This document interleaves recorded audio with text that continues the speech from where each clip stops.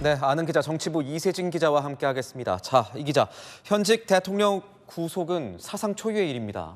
네, 맞습니다. 무엇보다 국면이 완전히 다른 판입니다. 구속은 쉽게 말해 물리적으로 교정시설에서 묶인 몸이 되는 겁니다. 만남도 논의도 대화도 바깥보다 자유롭지 못합니다. 수사나 탄핵 심판에 대응하면서 쓸 카드가 대통령 입장에서 제한적이게 된 겁니다. 대응 카드라는 게 제한적이다 이렇게 말씀을 주셨는데 설명이 좀 더 가능하겠습니까? 네, 사실 관저 대치 국면이나 지금의 구속 국면이나 대통령 측이 가장 공들이는 카드가 여론전인 건 똑같습니다. 구속 가능성도 염두에 뒀고요. 다만 돌이켜보면 관저 대치 국면에서 대통령이 산책을 하며 언론의 모습을 보인다거나 이런 모든 것들이 일종의 여론전을 위해 쓸 수 있는 카드였다면 이제는 쉽지 않아졌다는 거죠. 구체적으로 어떤 것들을 좀 생각해 볼 수 있겠습니까? 여론전의 본질은 이런 겁니다. 대통령은 피해자이자 약자다. 또 하나는 이재명 민주당 대표와 다른 부당한 대우를 받고 있다. 이겁니다. 대통령 측이 예고한 구속 적부심도요, 사실상 여론전의 일환입니다. 법원이 법원의 결정을 뒤집어줄 가능성을 떠나서 그 절차만으로 앞서 말한 두 가지 이미지를 여론에 보일 수 있으니까요. 탄핵 심판에 더 적극 임할 가능성도 있습니다. 구속으로 그 창구가 협소해진 만큼 헌법재판소를 여론전의 장으로 활용할 가능성도 점쳐집니다.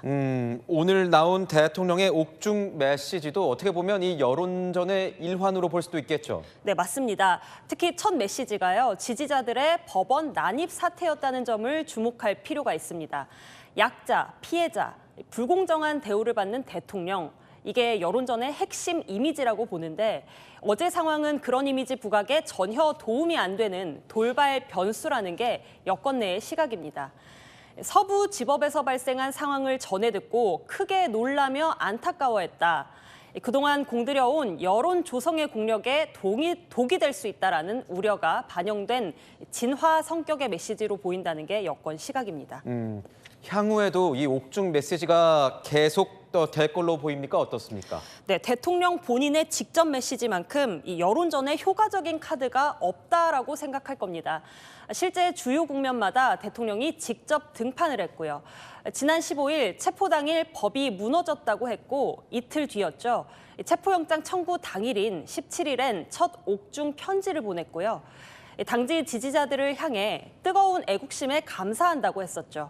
친필 편지나 체포와 구속 전 미리 준비해놨던 영상 메시지 같은 것도 배제할 수 없겠죠. 다만 공수처가 조금 전 윤 대통령에 대해 피의자 접견 금지 결정서를 서울구치소에 보냈습니다.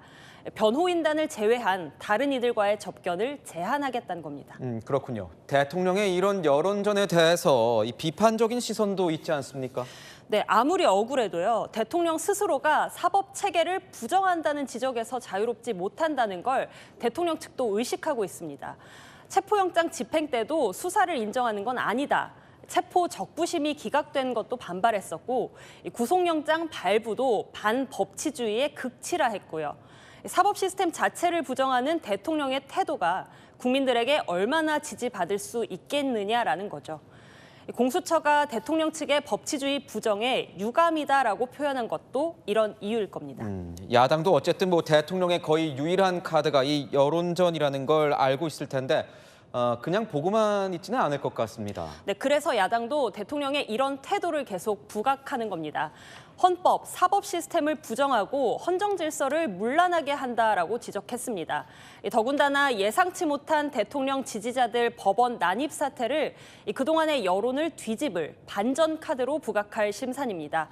당장 내일부터 국회에서는 이 난입 사태를 부각하기 위해서 각종 상임위원회가 가동됩니다. 네, 지금까지 아는 기자였습니다.